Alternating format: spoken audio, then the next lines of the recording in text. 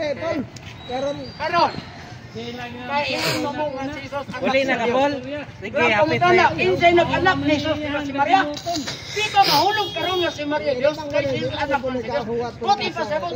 Uyon ka ba nga si Maria ng anak Dios? Ang gianak sa mahal nga Birheng Maria ang ikaduhang persona sa Santissima Trinidad nga tinuod nga Dios nga nahimong tao. So katong iyang gihimugso katong Dios nga nahimong tao. Dios ng daan apan mi-acquire og laing naturalisan laing kinaiya man nahimo sa inahan tungod sa hinungdan nga ang Dios anak nahimong subject sa iyang taguangkan nahimong subject sa iyang pagkamao isip sa kainahan mao nang ang iyang gihimugso tinuod nga Dios tinuod tao. Well, ko na po be. Sakon po. Mahadlok mo na ako. Tinuig ako. Yan. Karon pag Pero si Maria man ang nag-ambot na ko'y pasabot. Kasi Maria, anak man sa Diyos. Kaya kinsa may nag-anak ni Jesus. Diba si Maria? Di pa mahulog karon. Inilimot sa mga Katoliko. Ang kana si Maria. Diyos sa mana. Diyos sa. Diyos mana. Karon mahulog ka si Maria. Diyos. Ano man? Anak sa Diyos. Kinsa nag-anak ni Jesus si Maria. Entonces, si Maria. Diyos dahil sa Katoliko. Mao na imuha pangunahunang napas mo. Dili na mo ipagtuo sa Santa Iglesia Katolika Apostolika Romana. Nahimong inahan ang mahal nga Birheng Maria sa Dios nga nahimong tao tungod kay siya ang mi-provide sa kinaiyang tawhanon ni Ginoong Jesucristo. Siya ni-provide. Siya ni-provide sa pagkatao, siya ni-provide sa unod ug tugo nga diin naglatay sa kaunuran ni Ginoong Jesucristo. Pero di siya pwede nga tawag ining inahan sa pagka-Diyos. Ngano man kay ang pagka-Diyos, di ba ito pwede mahimong taong pagka-Diyos? Ang person naman ang nahimong tao nga naay kinaiyang pagka-Diyos. So ang nahimong tao, ang person man na Diyos kani adto o sa dihang nahimong tao nagpabiling gyapon ang iyang pagka-Diyos pero kani acquire siya og laing nature dito nahimong inahan ang mahal nga Birhen. Nganong gitawag sig inahan sa Dios tungod kay again ang nahimugso ang iyang gipagawas ang person dili ang kinaiya. Next question. Ako na po. Hadlok man ka na ako agad. Di, hadlok na ako ni. Kaya naluwas naman ka. Oo. Siya, Maogan eh. Kasi pa naluwas. Ikaw luwas na ka. Kanaran di, wa na luwas. Maoran na iya. Nispit. Kasi yung hadlok-hadlok. Ito naman, kudagan pit. Pintutas, kudagan at pit. Paul. Ay, ayos, ipanghambo nga. Hadlok. Ito na rin kamudagan. Pag-impento na ito, dagan na magkipirli. Kaya pagkawaman, ikaw na hadlokan, isa di ka. Dagan ko kay di Hadlokan. ka kasabot. So, kung pasabot, ay bigidok ang dagan ka. So, ayaw ko sugin ako. Ako ang ihadlok mo. Sa imong kabray. Gusto ko, wala kay. Gusto ka pa. Ang history ni mo, puro ra. Tawag ining basurahan. Sige, next question, kapit. Hurot sana kay isa kasapo ang pangutana na. Sunod Domingo lang ka. Sunod Domingo na lang ka. Domingo lang ka tayo. Karon, Nakabayong naman ay mo. kaysa akong palantod sa song, anak sa Diyos, Jesus. Natural, si Maria may nag-anak, Diyos si Maria. O magkano mag-ampo siya, ati lang, huwag problema, balik yung itinila. O magkano, kayong kagol ang buhay. Kay istampa niya, kay complete. Ang istampa ni Maria, kay nagguba man ang San Mateo kanito sa mga Pransya, naggubat kanito. Niya doon naman nahipusan nga istampa ni Maria.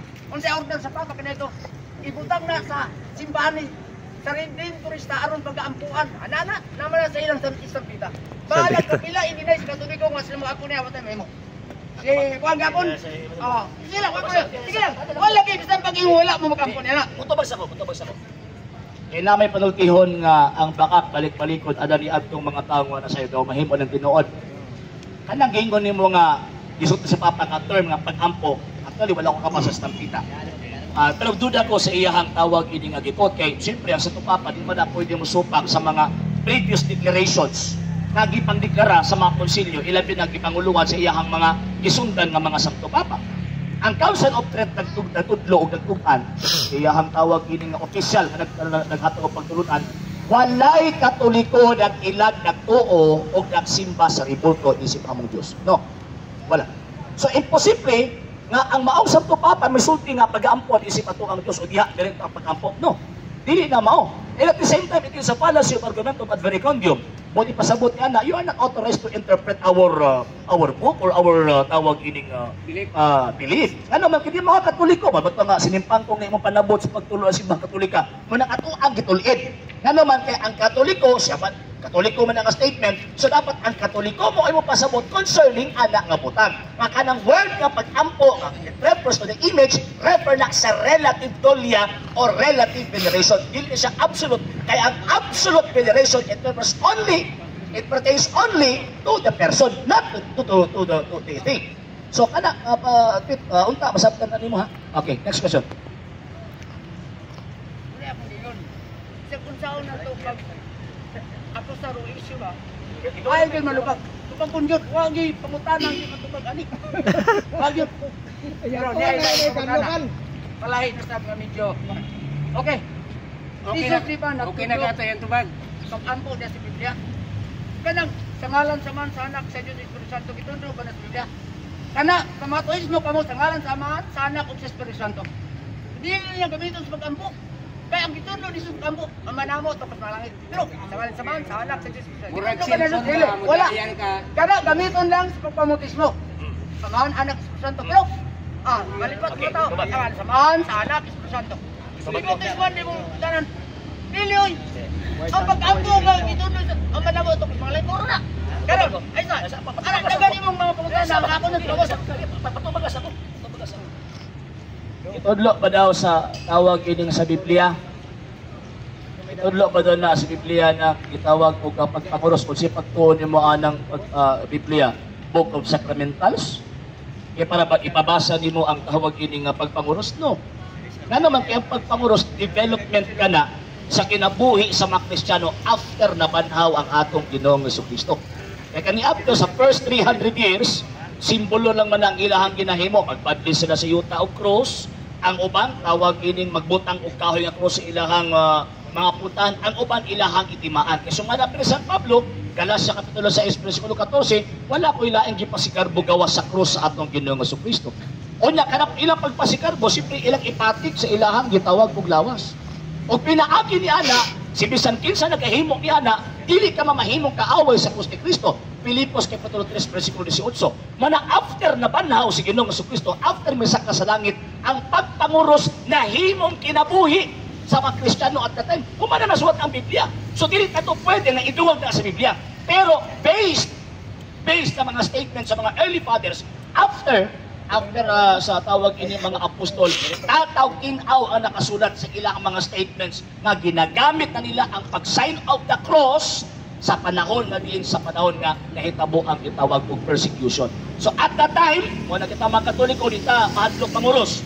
Nga naman kay every time nga manguros ta, nakagiusa ta sa mga martir nga nangamatay for the first 300 years sa kinabuhi sa Kristo. Mo na ang mga Katoliko di pareha nga Biblia lang. Dineltuldo na, invento ng Luther ng Biblia lang. Next question. Kaya ginagamit sa orang reliyon. Kaya ang Biblia, katong pagkasulatan, dito nga. Sa Diyos, alam sa pagpanudlo, pagpatlong pagsaway. Kung doon ay nagpasaway, padlungon pinagay Biblia. Dili pwede nga itong nag-existing word. Uy, atong niya kong tao ron. Karon, sa ibong gingon na ba? Medyo, atong na-slide gamay. Si Jesus, muna ang Diyos, nagpakatao. Tinod ba na? Mo ang Diyos na nagpakatao. Pagod sa nako ni imuhang first tawag ining argument nga Biblia gamit nimong 2 Timothy chapter 3 verse 16. Papa may Biblia ana nga panahon pit. Inahuman ang Biblia pit around 99 AD. Isulti ni San Pablo na in between sa 67 o tawag ining 60 AD. So pasabot din ha kanang gingon niyang kasulatan nga gituga alang sa Dios alang na may kausap pwedeng gamit sa pagpadlong. It refers only to the Old Testament. Wa pilabot ang New Testament ana pit. Mutun-an nimo kasaysayan sa scripture. And at the same time, ang simbahang Katoliko na ang misulti nga kanang scripture nga gisulti sa balang kasulatan refer na sa Bible. So kung mayong ka nga ang Bible, ang scripture giskutan niya sa Timothy, mao nang Biblia, ihamok na kas pagtulong ang simbahan Katoliko. Mo man pagtulong sa Iglesia Katolika, Apostolika, tawag ini nga Romana. Sa karon, second mo point, imong ka nga dili ba si Kristo tawag ini nga Dios, nahimong tao, tama ba tupit? Kung imong gingon, di ba? Nagpakatao ang Dios kay gipot man nga nahimong tao. Sa Juan Kapitulo 1, versikulo 1 o 14, at the beginning was the Word, and the Word was with God, and the Word was God. And 14, and the Word was made flesh and dwelt among us. So, sa pakon din ako na Biblia. Next question. tama. Hindi man isupapot ang Biblia. Pero kung gusto po ang Biblia, na dili ang isupapot, kung sa may diyon sa kasulatan, sa karang kasulatan ba ko?